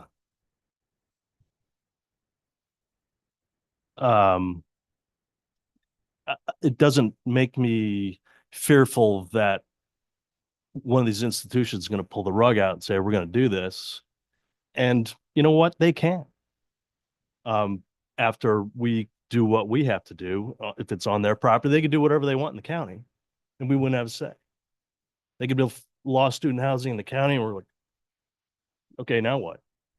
That's just one example. But I don't want to burden staff and I don't want to burden this council with more meetings and more discussions without having some objectives of what we're trying to solve, because in my experience on this council in the last 4 to 6 years, we have been meeting more and more and more and more and more. And I don't object to meeting more if we have a goal or a problem that we're trying to solve. And I haven't identified either of those in the prospect of moving forward with formal conversations. And when you have council and representatives from these institutions get together, you can't, I don't think you can get to the meat of what you're trying to get to, because those conversations will be informal. All the formal stuff is going on in the background. So I don't want to start meeting just for the sake of meeting. It doesn't produce anything. It's just more time that we get to spend with each other, but away from our households. So unless if you want a work session that is going to define exactly what we're trying to find out or what we're trying to solve, that's great. If we can't come up with that, then it turns into a non-starter. I still have the confidence in staff and this council to those, as David said, those lines of communication are open and they're ongoing. I don't know how this is going to fix a problem that we don't have. My 2 cents.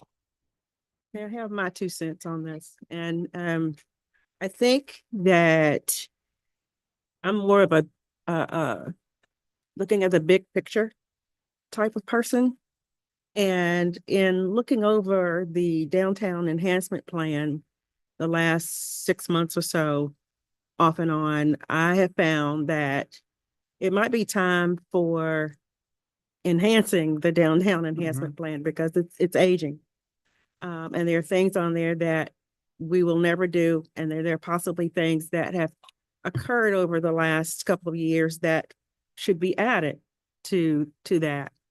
And I don't want to burden the planning department with something that they may not feel is necessary to do or they don't have time to do, but I would like to hear an opinion from the planning department and maybe even planning commission as to whether it's time for review of the downtown enhancement plan. And that will send a message loud and clear to everyone in Lexington and Rockbridge County, what our expectations are for and our vision for the downtown over the next 10, 15 years. Right now, it's kind of it's aging and it's not giving us some of the direction that we might need now. And we didn't realize back then, how old is it? Like 10 years old? Yeah, at least, I Yeah, think it's 50. 2011, I think. Yeah. And a lot of things change over time. A lot of new ideas can be created within that time period, and those ideas can be heard if given an opportunity to enhance that plan at some point when planning is ready to put it on a calendar. I think that's an excellent suggestion, Marilyn. And that goes along with Frank's idea of a charrette. Yeah. Except maybe it's just a little bit bigger version of the charrette. And that's a very specific area. I mean, and in a way, it takes us back to the beginning. I'm not an advocate for one instrument or the other. I'm an advocate for having proactive discussions around particular issues that bring mutual benefits to the university and ourselves. I think if we go about trying to, some people feel like, they're putting out a fire here and there, and it's not a great analogy, but for downtown, but I think if you pick at bits and pieces of things, it doesn't solve the big picture. So if you look at the big picture and look at the vision for the next 10 years, then that in itself might resolve some of the little things that are going on. I agree. That's my thoughts. Thank you, Ms. Alexander. I will declare again, I don't think anyone objects to the idea of getting more information, having better communication. When you suggest that we need better communication, one could infer we don't have good No, communication. that's not. Well, that's not- I'm no. not finished. Yeah, but that's not. Tired of hearing it. Fair enough. Tired of talking about it. Sorry that we have it on the agenda and that we didn't deal with this previously or in a different manner, but that's a discussion for another day. I want to echo what Mr. Smith said. Our process is where staff handles these things. So your concern with the law housing, I have every confidence that the city manager has made note of that and will be in contact with Washington and Lee to find out the validity of that or what that looks like. Assuming he hasn't already been briefed on it, but is it at liberty to talk about things that are just being discussed? Because it's being discussed at that level. We deal with proposals, not concepts, as a council. You vote on a proposal. You're not there to negotiate what Washington Lee wants to do. Policy is conceptual. So, I agree to disagree, but policy requires conceptual understanding of things. The process with which we operate, or that I believe that we operate, is staff works with citizens and entities to come up with proposals for our consideration.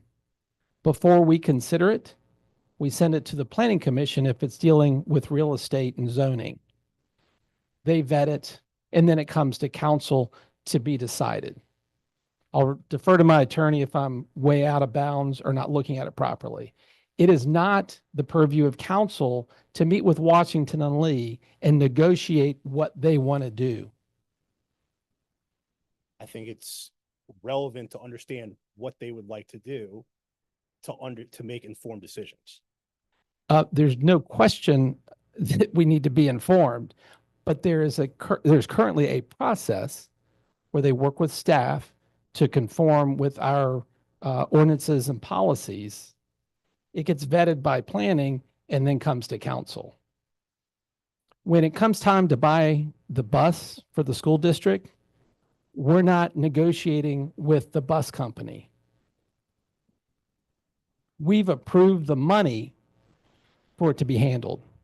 And guess what? If the bus comes in at 150,000 because of tariffs, city manager will come back to us with a proposal on how to deal with that. Either nix it or finding the money some other fashion. So, Mr. Driscoll. Staff has come forward with a proposal. This is. No, it's not. what you're It's a memo. memo. There is no recommendation. It's just seeking guidance and feedback from council. And once again, we uniformly have no clear guidance, much like with our definition of institutional So as creep. the setter of policy, we were given a memo and we are talking about whether that is a policy we would like to engage in as a council. Policy being a broad-based discussion. So. Would it be possible for our city manager to continue this discussion with yourself and maybe see if there's an interest in any of these topics with our two university partners? And leave it with staff and not bring it to council right now? Just let it be on the back burner and see if it goes anywhere, if there's But appetite or interest. I'll gladly embrace that as a motion. That would be something added to the work plan for staff and let council doesn't- vote on it. And it doesn't have to I'll be second this the year. motion. Have a motion and a second. Any discussion? If Yeah, you- I If you could getting way off topic with this. If we can't even be unified on what we want to discuss, we should not be given directions to the city manager to do anything. It is a waste of everybody's time. And so until there is a topic or a problem that we really want to work on, and as Frank said, that is on our agenda, or we want to move it to the top of our agenda, we are wasting everyone's time. Leslie, with all due respect, the city manager put together a list of different policies that could potentially be talked about. And I believe that's what the motion was for staff and potentially the mayor to see if WNL or VMI would like to have discussions about any of these things in the memo that staff has put forward. And if they say no, then there's no more work to be Okay, done. but staff, and correct me if I'm wrong, Tom, was not recommending that we do any of these. They were thrown out as hypotheticals of, we could talk about this, we could talk about, I throw out childcare. Those are not on our priorities right now. If we're going to change our list, then that's fine. We can throw the time and the resources at it. But right now, we don't have any of those things as a priority that we want the city manager to take to both institutions and start discussing about. We need to have a clear vision before we send the city manager out to have those discussions. And we don't have it. This is the third time we've kind of discussed this topic and we have no clear vision. Janie, I'm going to ask you to give you a second to reflect on the motion that you heard, if you can help us with that. But while you work on what you heard, equipping staff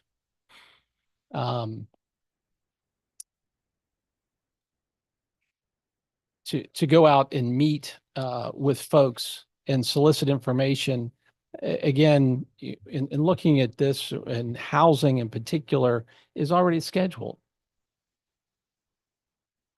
with the review of the regional housing report, which is anticipated to be widespread. But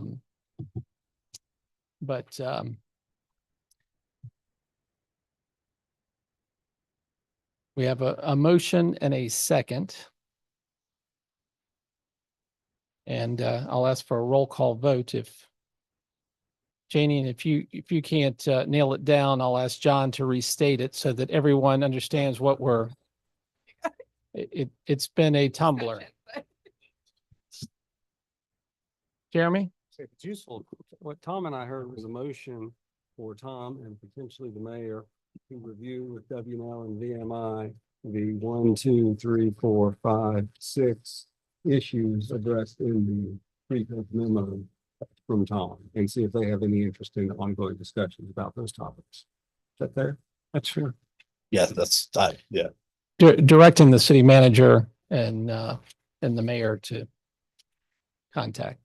So does city council want to direct the city manager and the mayor to seek out Washington and Lee to ask them if they'd like to talk about these topics? By when? That wasn't part of the motion. Okay, then I think that would be useful information to have. And- By the end of the year, by, Mr. Driscoll, are you able to? Time is not an issue right now. Okay, so we have a motion and a second. I'll ask for a roll call vote. Ms. Strawn, Nay.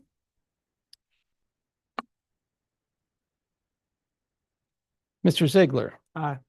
Mr. Driscoll, Aye. Mr. Betts. Aye. Mr. Smith sure. and Ms. Alexander.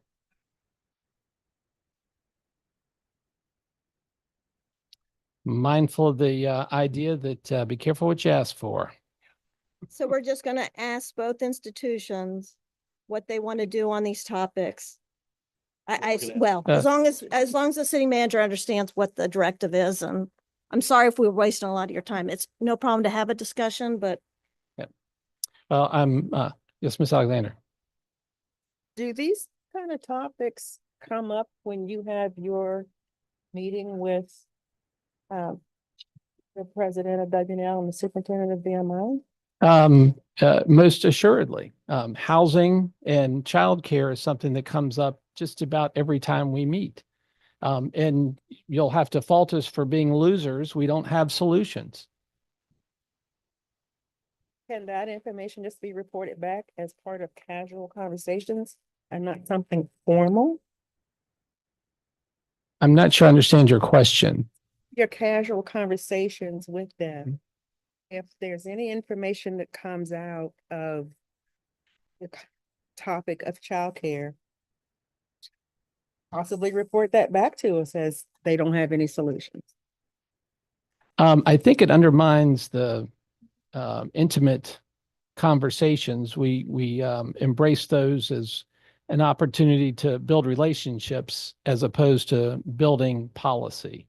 So I would not feel comfortable coming back and reporting to city council the discussions, private conversations. My hope would be in seconding that motion that you and the city manager can figure out some things that they would feel comfortable talking about publicly, if any. And if not, then that's and the work's been done. But if there is something that they'd like to talk about, then you and the city manager would know and could maybe. My perception is if you go to the strategic plan for Washington and Lee, at least, or engage some of their management, they can clearly articulate. And if it's the pleasure of council to solicit the institutions to send representatives to tell us their ideas and concerns about housing and childcare, we can certainly do that. But I'm not sure, unless the city's going to take a lead role in declaring here's where we want to go and have a charrette on it, much like we're talking about downtown Lexington. Again, I'm at a loss as to what we're trying to accomplish. But I'll put a period there because of exhausting resources on exhausting topic. But Franklin Pierce suggested in a body like Congress, where there are more than 100 talking lawyers, you can make no calculation upon the termination of any debate. And I think we've represented that well tonight, despite only having one attorney on council. And with that, I'd like to go to boards and commissions and call on Blue Ridge Resource Authority and Mr. Smith. No report. Main Street Lexington, Mr. Smith. You may have heard this, Main Street Lexington has a new executive director, Jeremy Franklin. His first day will be May the 12th, about a week and a half. So we're excited to have him. He's been working with Main Street Lexington in the office, and I think he brings along some skills that will be beneficial to the organization. So we're excited to have him along. And if you get to see him on the street, tell him a big pat on the back. I think he and Rebecca will be presenting Main Street reports or their yearly update next meeting. That's all I have. Planning Commission, Ms. Strong. The Planning Commission met on Thursday, April 24th, and the commission unanimously approved a certificate of appropriateness for new signage at Evolve Hair Studio at 178 Walker Street. The Planning Commission also unanimously approved a conditional use permit for Blue Ridge Outdoor School. It's an existing daycare center at Grace Episcopal Church, and they're going to increase their hours of operation to 8:30 a.m. to 5 p.m. and the number of students to 20, and this will come to council at our next meeting on May 15th. Our third item of new business was the PC voted to amend the zoning ordinance to prohibit mini warehouse use in all zoning districts. So prior to this action, mini warehouses were a conditional use in the C2 district only. However, we did not have use and design standards. So when this comes before council at our next meeting, council will have the option to accept the Planning Commission's recommendation to prohibit mini warehouses, or council can adopt the use and design standards drafted by the Planning Commission to regulate mini warehouses as a conditional use in the C2 district. As part of the comprehensive plan 5-year update, the Planning Commission reviewed the transportation chapter, and then 3 upcoming items were noted by staff. And one was the Gin Hotel would like to have a lighting on their canopy sign. And this is currently not allowed in our sign standards. However, the ARB will review the proposal and help draft standards prior to the Planning Commission discussing it. We figured we better get their input before we start working on it. And staff is drafting amendments to the short-term rental regulations to provide clarity and also to aid enforcement. There's a few areas that seem a little bit vague, at least to some of the people engaging in short-term rentals. So Arnie would like to clear that up. And then Arnie met with Drew Kepley of Washington and Lee. He's the Washington Lee architect, taking Hugh Latimer's. Hugh Latimer was previously in that position, to discuss the next step for implementing the approved master plan. The next project will likely be the new admissions and financial center at the corner of Washington and Lee Streets. And for that project to proceed, the next step will be a review and approval of the site plan by the Planning Commission. By the Planning Commission and council. However, there's not a timeline yet. So it's coming up, but it's not imminent. What's his name? Drew Kepley. Drew Kepley.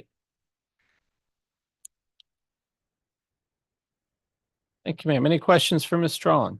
Did you say that the planning commission voted to not allow the mini warehouses at all, or like by right, or not with the CUP, or? They're not allowing them at all. So Okay. previously we've already been allowing them by conditional use just in the C2 district, but we didn't have design and use standards.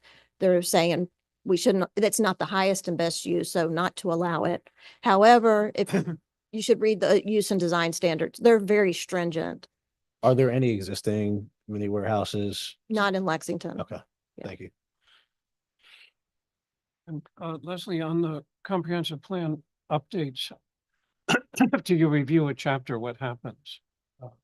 Because you've been the commission's been going through. Right, we've been going through and seeing where we are on the projects, if it's ongoing, complete, or no action at this point, and noting that and making notes if there's areas that we should discuss further. And there've been a couple, but not a whole lot yet. Thank you. And part of that, we're looking for direction from council, how much time and all you want us to put into this, but we really haven't found any big areas that need a major overhaul in the comprehensive plan. So would commission come to council at some point and say, here's a summary of what we found in the review? Is that the idea? Yes. And I believe, are we still, at some point, we're supposed to have a work session? Are we supposed to still have a work session to discuss, tell planning commission what we expect from the comprehensive plan review? I talked to Shannon about a joint meeting Yeah. of that topic, but we have not coordinated anything. Okay. But I mean, from what we've talked about so far, there's nothing that, like I said, that needs a major redo. Yeah. Regional Tourism Board, Mr. Betts. No report. Raro, Mr. Ziegler. No report. Threshold, Miss Alexander, Chapter 3. But no, starting a new chapter. At the last meeting on April 23rd, we reviewed the recommendations from the windshield survey, which were aimed at maintaining the housing stock in this area. And the discussion began with the educational component of Threshold's mission. And it was suggested that we need to post links on Threshold's webpage to other sites with helpful information about home maintenance to citizens in Lexington, as well as post on the National Historical Society's preservation briefs and forward our information to rural development as resources for them. There was general agreement that an implementation of the Homeowner Helper Program could best address needs holistically by referring its clients to other organizations for wraparound services if their needs are beyond the scope of the Homeowner Helper Program.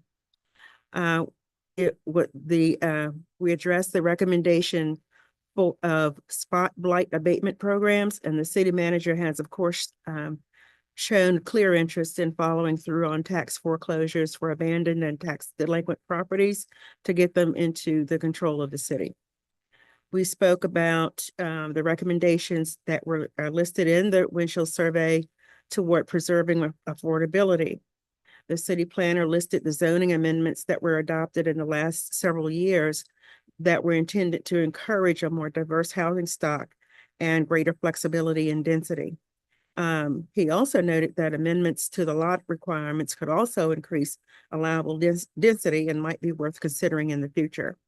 There was discussion about the process for and obstacles to producing affordable housing units on either Spotswood or VDOT parcels, as well as discussions being had by other local organizations interested in affordable housing production. The commission agreed that a community land trust would be of great benefit, particularly if it were to be a valley-wide endeavor set up by the PDC, as mentioned by the city manager at one of our last meetings. However, there was agreement that Threshold's immediate and primary focus should be and needs to be on getting the Homeowner Helper Program operational. We turned to looking at the recommendations that were in the regional housing study as well, and it was noted that the solutions offered in that study were very similar to those that were identified and discussed earlier in the windshield survey. The suggestion of the Virginia Resources Authority as a funding source for local affordable housing efforts was questioned. Ultimately, it was determined that it would not likely be of much immediate help, as the funding seemed to be primarily for infrastructure such as water and sewer improvements. We just continued discussion of the Homeowner Helper Program. City planner Ernie Glazer explained that the draft of the city Homeowner Helper Program guidelines were available and distributed at the start of the meeting, and they had been reviewed and revised by the city attorney to comply with Virginia law, with a primary change being that the loans made by the program would have to be made through the Lexington Economic Development Authority that was mentioned at this last meeting. The text outlining Threshold's involvement in the program was highlighted. There was general agreement to table the discussion and to devote the entirety of the next meeting to the development of the program elements of the Homeowner Helper Program, such as promoting it, submitting applications, application review, project assessment, etc. We're going to be meeting next. We're planning to meet more than once a month right now during this planning phase. So our next meeting is going to be May 7th, in addition to our regularly scheduled meeting on May 28th, in order to stay on schedule with the implementation of the homeowner helper program. It was determined that the May 7th meeting would be held in the Lexington interim city hall offices on Nelson Street. And the May 28th meeting will be on the first floor of the fire department. And at that meeting, hopefully we'll make a decision about where we're going to be meeting regularly. And hopefully, and at that time also, we will elect a vice chair to replace our dear late Brad Kirshner. Is there, and you may have said it, and I missed it, but the implementation of the homeowner helper program? Between January and March of next year. Very good. Thank you, ma'am. Any other questions for Ms. Alexander? That's a great report. And Exciting. the awards would be made, did you say Memorial Day? Or not Memorial Day? Are we making the awards in March? Or? We'll implement the program and we'll take applications, promote it and all of that over as we plan Okay. this year and put all of those into play at the first quarter of next year. Okay. Thank you. Any other questions for Ms. Alexander? Thank you, ma'am. For my report, I bring you the name of Felicia Bush, who is willing to and eager to continue her service on the EDA. Her service would begin tomorrow and go through May 1st of 2029. So moved. Second. I have a motion and dueling second. Roll call vote, or is there any discussion? Roll call vote, Mr. Betts. Aye. Mr. Ziegler. Aye. Ms. Strawn. Aye. Mr. Driscoll. Aye. Mr. Smith. Aye. Ms. Alexander. Aye. Motion carries unanimously. Thank you all very much. Also, I anticipate that everybody's on the email list for Virginia First Cities, and they have their annual meeting scheduled in Richmond from 10 until 2 on May 9th. Is there anyone, if anyone's interested in attending, please, or able to attend, please let me know. They would love to have representation from the city. I am unable to attend, and I'm not aware of anyone from the city staff that's able to attend either, but would love to have representation. So if that works into your schedule, please let me know so I can alert our friends at Virginia First Cities. And with that, I'll turn it over to the city manager. Thank you, Mayor. 3 quick items to report. Over the last couple meetings, we've had conversation and presentations about options to reduce the frequency and probability of a semi truck hitting the traffic controller at Main and Nelson. So after some deliberation, after some communication with several of the Main Street merchants, I've directed the Public Works Director to go ahead and implement one of the options that we discussed at the last meeting, which involves removing one of the 6 spaces on Main Street between the Bank of the James and the alleyway between McCrum's parking lot and Main Street. We'll also put a planter in at the intersection, which will likely be hit first by a semi truck, which will be an indication that they should stop instead of continuing to proceed to take out the traffic light. That work is expected to take place the week of May 12th. It should be done that week. I'll keep you apprised if that changes. And once that work is done, we'll remove the orange jersey barriers that are prominently on display. Second item, we learned late last week that for more than 30 years, once again, we have received the Government Finance Officers Association Award for Certificate of Achievement and Excellence in Financial Reporting. I know when we've received it for more than 30 years, it sounds routine, but it is not.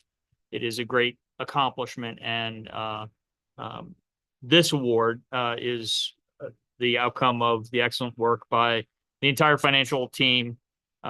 So when I call out some specific names, I run the risk of not recognizing the entirety of the team, but Finance Director Jennifer Bell, Pat Delaney, and Karen Roundy lead those three teams that are involved in obtaining that excellent outcome. So I just wanted to recognize them and thank them publicly for their work. Lastly, the third item, Janie helpfully pointed out to me recently that the second meeting in June is scheduled for a city holiday, June 19th, Juneteenth. And the first meeting in July is scheduled for the 3rd of July, which is a meeting where we all may want to be engaged in the Main Street Firecracker Food Festival. So I am suggesting that we cancel both of those meetings and just meet on June 26th, splitting the difference between them. And if that's acceptable to council, I'd ask you to please update your calendars accordingly. Do you need any action from council? Any objection? We'll update the calendar. Thank you, sir. Any questions for the city manager? What do you do with Jersey walls when they're not on the corner of Main Street? They are ready for deployment at another location.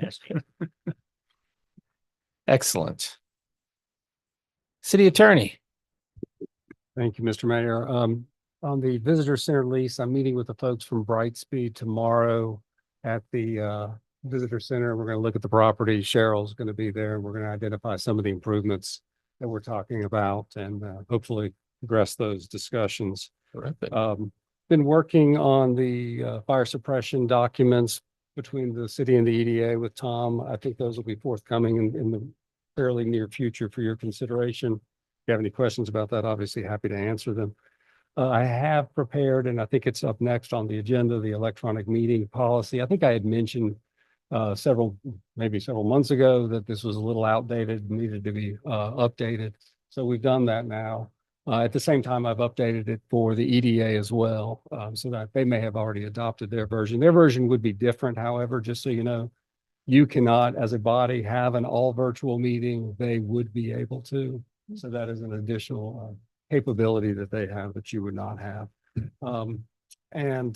Researching an issue right now, which I'll update you on later with Tom. It's an interesting issue that I'll probably do a memo to you on in the next couple of weeks as we wrap it up. And lastly, I will not be in the country on June 26th, so I'll see if I can find somebody to cover that for me. So very good. Any questions for the city attorney? I did have a question on the virtual meeting policy. I don't know if it's a good time to ask now. that's fine. I think that it said that no member could do it more than 2 times or 25%. That seems like a big disparity. A lot of bodies don't meet that. Okay. It's 2 times or 25%, whichever is greater. Okay. So you can use That it as a body can do. Makes more sense thinking about multiple different bodies. Okay, thank you. I took it right out of the state code and made it as broad as possible for your utilization. Thanks. I took out the things that didn't apply, like the all virtual meeting. And if you're beyond 60, if you live more than 60 miles from the meeting locations, pretty sure none of y'all live more than 60 miles from the meeting. Fair enough. Any other questions? Thank you, Mr. Betts. Yes, sir. Thank you, Jeremy. Next item is consideration of the resolution for policy on meetings by electronic communications. And Jeremy, I'll ask you to introduce that. I think you just did. Yes, sir. I got ahead of myself. If you have anything else to add? Nothing really. This will allow members to attend up to 25% of the meetings per year. Not that anyone would ever use it that often for personal reasons. You can also attend for unlimited times due to medical or disability or having to care for, be a caregiver for somebody with a disability type situation. As I mentioned, there is no all virtual meeting capability unless there's a declared emergency. It is pushing it out as far from an authority standpoint as you can under state code as to what you can do. And really just wanted to get it in place before the summer. I know people may take vacation or something and may want to zoom into a meeting. I'll go ahead and make a motion to approve resolution 2025-07, a resolution for policy on meetings by electronic communications. Have a motion and a second. Any discussion? I'll just throw out, just so you know, the first time we passed this policy, we actually limited it to you could only miss 2 a meeting because we didn't want someone taking advantage of missing 25% of the Right. meetings, but nobody seemed to abuse it. I rarely, I don't know if anybody even used twice in 1 year. Exactly. And you could always come back and amend the policy. Actually, Yeah. that gets at an interesting point. Another change in the law is you have to reaffirm this policy every year. So I've recommended to Tom that it be put into the organizational meeting routine process. And if you do see an issue there, you can certainly amend it at that time. That's good to know. Very useful information. Roll call vote. Mr. Ziegler. Aye. Mr. Smith. Aye. Mr. Betts. Ms. Strong. Aye. Mr. Driscoll. Aye. Ms. Alexander. Aye. Motion carries unanimously. Thank you. Consideration of a memorandum of understanding with the EDA for fire suppression systems. City manager. Thank you, Mayor. On the agenda is a draft agreement prepared by city attorney that would memorialize an agreement between the EDA and the city of Lexington City Council that specifies the terms and conditions under which the fire suppression systems incentive loan program would be governed. As you recall, council set aside $250,000 for this program in October.